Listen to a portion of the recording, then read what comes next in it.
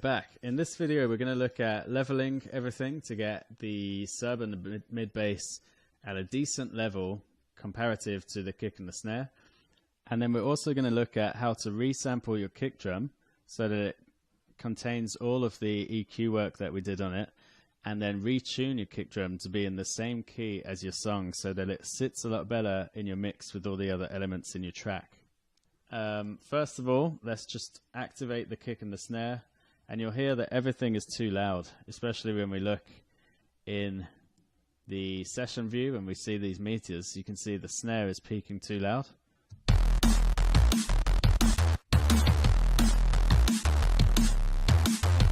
Okay, so what we're going to do, we know that the sub and the mid bass are a good level. So comparative to each other, they're working well. So we're going to select both of those. And we're just going to drop the volume of them by quite a lot. And we're going to deactivate our kick and snare.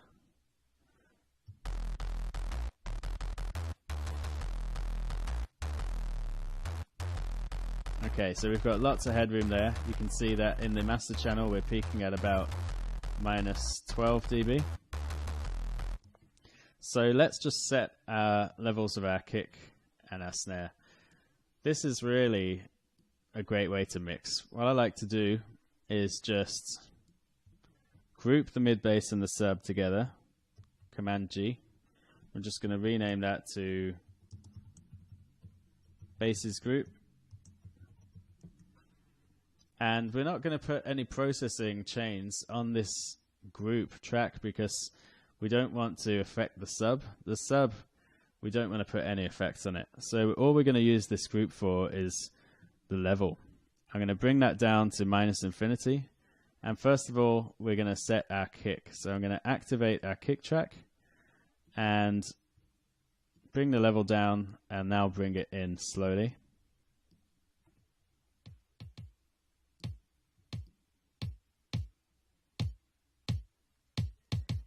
And you can see right there that the kick is peaking at minus 9.35 here, and in the master channel same. And so that means we have lots of headroom to play with. So we're going to activate our basses group, which is already activated. I'm just going to deactivate the mid bass track. And now I'm just going to bring up the basses group to get a nice level between the sub and the kick.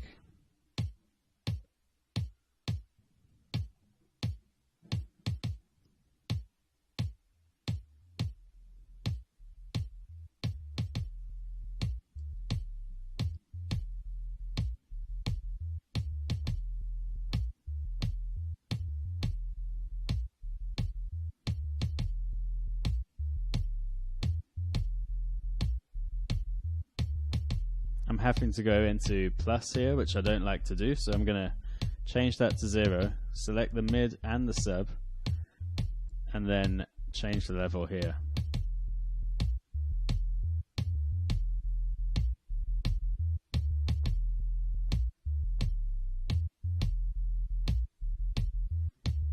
So I think about that level is good. We are going to use some sidechaining and other techniques to make the sub duck whenever the kick plays. But I think those relative levels of that sub and kick are sounding pretty good right now. Next track I want to mix in is the snare. I want to get the level of the snare relative to the kick sounding as good as possible. So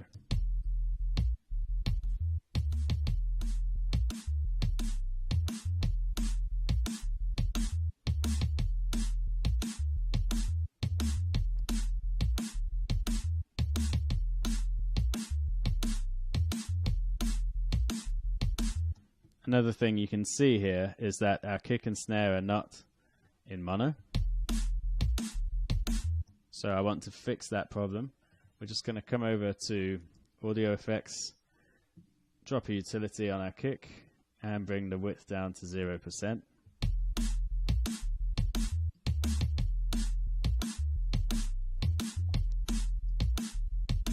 Same with the snare.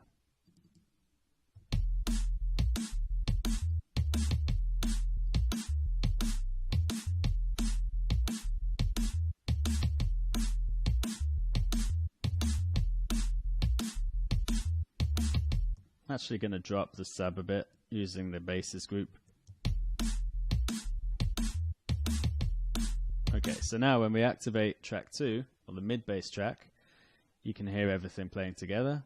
We'll reset the master channel and see where that's peaking.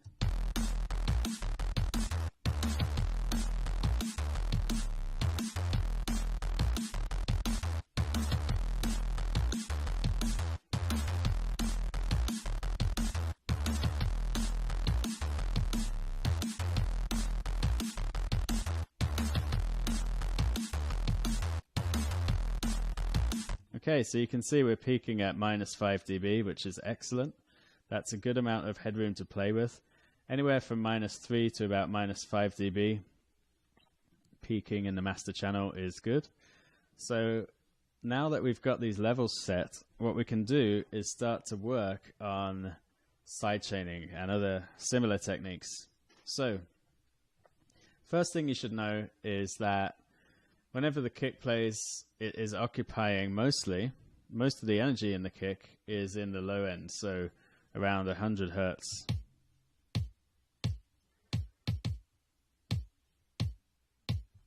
Now, what you can do is tune your kick to the key of your song, and that will help it to sit better in the mix. And we've already EQ'd this kick. And so if we were to go into this sample, for example, and if we were to start changing the transpose, then all of these notches we created are no longer going to line up. So what we need to do here is resample a kick with this recorded into it. So what I'm going to do is insert a new audio track, and we're going to select resampling, arm the track, and I'm just going to record in one kick. Okay, so there we have one kick. What I'm going to do now is explain what's going on. You can hear that this kick, newly recorded in track 5, sounds exactly the same as our original kick that has Transient Master and FabFilter Pro Q2 and a utility on it, but this new track doesn't have any of that on it. So compared to, it's exactly the same, right? So we can shorten the length of it. We can Command J to consolidate this, and now we can take this sample and just put it in wherever we had a kick in our original arrangement. So this takes a little bit of time, especially if you have an 8-bar loop like we have. But again, it's something that's necessary to make the track sound as good as possible. So we've resampled that kick now, and I'm just going to deactivate the original kick and leave it there. So I'm just going to turn that track off, rename this to new kick, and let's see what that sounds like in the mix.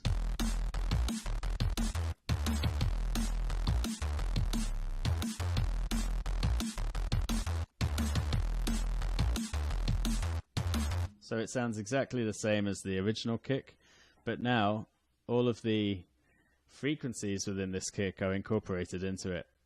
All of the notches that we made in track 4, those are automatically incorporated into this new kick. So if we were to change the transpose on this new kick to tune it to the key of our song, then it's going to sound awesome and it's not going to be affected. So let's drop an EQ8 on here, audio effects, EQ8, and let's see where our kick is peaking.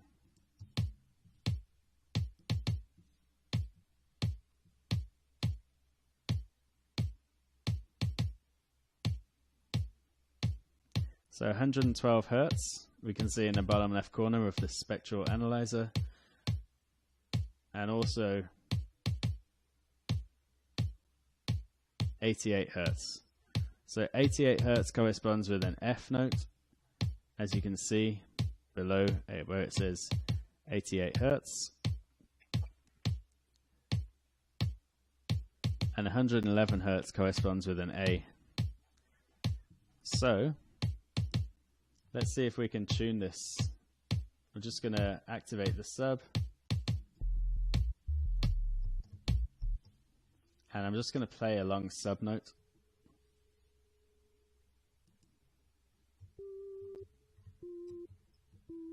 So there's an E note.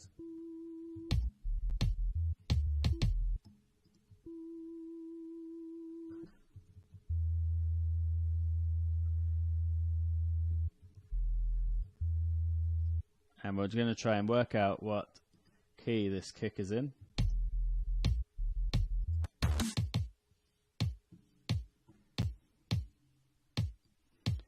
So I'm going to select all of these kicks, and warp is activated. It's on complex mode. Let's try taking it down.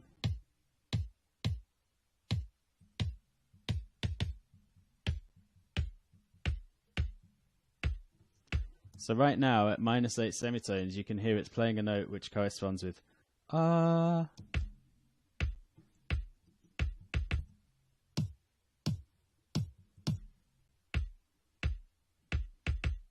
Ah. So playing a sub again. And the note that I'm playing here is an E. So we know that our new kick at -8 semitones is corresponding with an E note. But -4 semitones sounds too low. So let's take it up an octave.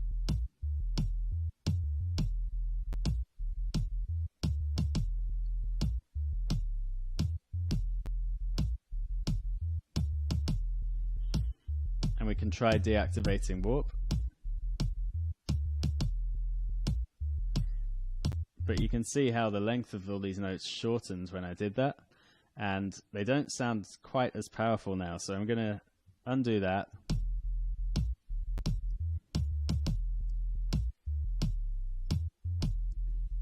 So it's quite hard to tune your kick. You just have to be able to listen very carefully and train your ear to understand it. I think there are some tools out there that will tell you the actual note that a kick plays overall, but a kick generally drops in pitch, so does a snare. They drop in pitch as you hear that transient. So it's very difficult to work out the pitch of them, but I believe this to be in the key of E now. So if we unsolo it,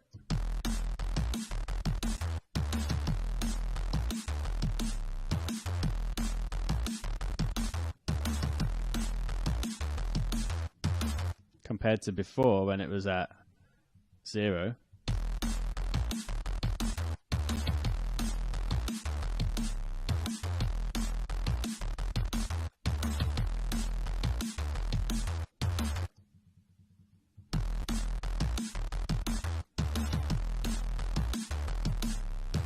so because the kick keeps playing the root note, it's just going to sit a lot better in our mix in terms of the harmonics with all the other sounds.